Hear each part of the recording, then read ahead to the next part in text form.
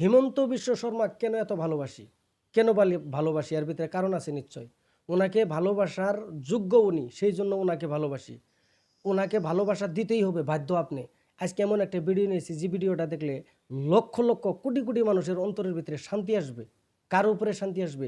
Doctor Himanta Biswa শর্মার কথাগুলি শোনার পরে শান্তি আসবে। বিস্তারিত লম্বা করি না, আপনাদেরকে অনুরোধ জানাইতেছি আপনারা চ্যানেলটাকে ফলো করে রাখুন। দিন নতুন ভিডিও পাওয়ার জন্য চ্যানেলটাকে ফলো করে রাখুন। ভিডিওটা প্রচুরভাবে শেয়ার করে দেন।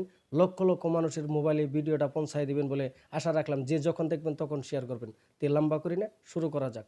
গরু কুৰবানী কৰা বা গৰুৰ মাংস খোৱাটো আইনৰ দ্বাৰা এতিয়া স্বীকৃত নহয়। মানে আহ্বান জনাম, ইয়াত কোনো একশ্যন লোৱা, শাস্তি লোৱা, পুলিচ যোৱাৰ কথা নাই। গৰু কুৰবানী কৰা বা গৰুৰ মাংস খোৱাটো আইনৰ দ্বাৰা এতিয়া স্বীকৃত নহয়। সেইবাবে মই সমগ্ৰ ইছলাম ধৰ্মী ৰাইজক বকৰিদৰ শুভেচ্ছা জনাইছো আৰু তেওঁলোকক মই ইমানেই আহ্বান জনাম, ইয়াত কোনো একশ্যন লোৱা, শাস্তি লোৱা, পুলিচ যোৱাৰ কথা নাই। মোৰ তেখেতসকলৰ ওপৰত অযুত বিশ্বাস আছে।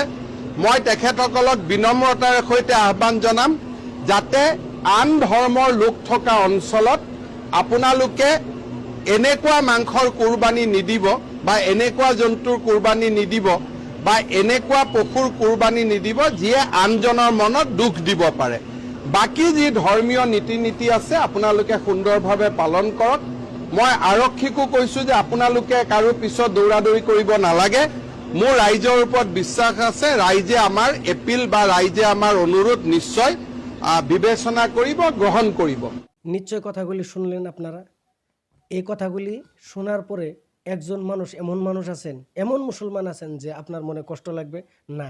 যদি মুসলমান, তাহলে আপনার অন্তরের ভিতরে শান্তি আসছে আমাদের ডক্টর হিমন্ত বিশ্ব শর্মার কথাগুলি শুনে। সেই জন্য আমি ওনাকে খুবই ভালোবাসি।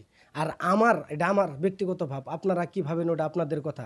আমি মনে করি যে হিমন্ত বিশ্ব শর্মার মতো সিএম, হিমন্ত বিশ্ব শর্মার মতো মুখ্যমন্ত্রী এই আসামের ভিতরে যদি 100 বছরও থাকে, তে আফসোস আসবে বলে আমি মনে করি না। যে এই হিমন্ত বিশ্ব শর্মা পাল্টায় দেওয়া হোক, অমুক করা হোক, এই বেলেগ সরকার আনা হোক, এই ধারণাটা বোধহয় কারোর মনে আসবে না। কেন আসবে না? ইনি একজন নিরপেক্ষ একজন সিএম, একজন মুখ্যমন্ত্রী, যোগ্য, ইনি একজন উপযুক্ত মুখ্যমন্ত্রী। ইনার মতো মুখ্যমন্ত্রী আমার তরফ থেকে, আমি আমার ব্যক্তিগত ভাব, 100 বছর থাকলেও কোনো আফসোস আসবে না। কেন? ওনার সব ক্ষেত্রতেই দেখেন আপনারা কত ধরনের উন্নয়নমূলক কাজ করতেছে জনগণের জন্য।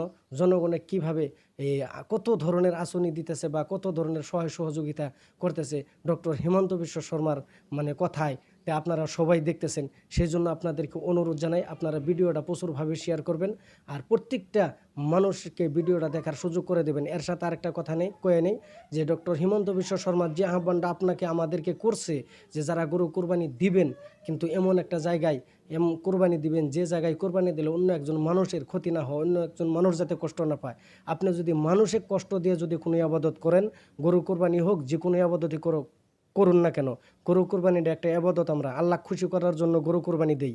ওই খুশি করবার গিয়ে যদি অন্য একজন মানুষের অন্তরের ভিতরে কষ্ট লাগে, অন্য একজন মানুষ যদি দুঃখ পায়, তাহলে আপনার ওই ইবাদত আল্লাহর দরবারে গ্রহণযোগ্য হবে না, কি কবুল হবে না। সেই জন্য বলি, আপনি গরু কোরবানি দেন, উট কোরবানি দেন, দুম্বা কোরবানি দেন, যেটাই দেন, ছাগল দেন, মোষ দেন, কিন্তু এমন একটা জায়গায় কোরবানি করবেন যে কোরবানির দ্বারা অন্য একটা মানুষের অন্তরের ভিতরে কষ্ট, বিন্দু পরিমাণ কষ্ট না লাগে। আপনি চারোদিকে খেয়াল রাখা, সচেতন হয়ে আপনি বিবেক খাটিয়ে একটা কাজ করবেন, আপনার কামের দ্বারা যাতে অপর একজনের কষ্ট না লাগে। সেই জন্য আপনাদেরকে বলতেছি, ভিডিওটা প্রচুর শেয়ার করুন আর আপনারা চ্যানেলটাকে ফলো করে রাখুন। তো সবারই এই দীর্ঘায়ু কামনা করে এবং আমাদের আসামের মুখ্যমন্ত্রী হিমন্ত বিশ্ব শর্মারও হায়াতের দরখাস্ত আল্লাহর কাছে কইরা যায় যে আল্লাহ, উনি এরকম ধরনের কাজ যতদিন করবে, তুমি ওকে হায়াতের ভিতরে বরকত দাও, ওনাকেও সুস্থ রাখো। তো সবাই ভালো থাকুন, সুস্থ থাকুন।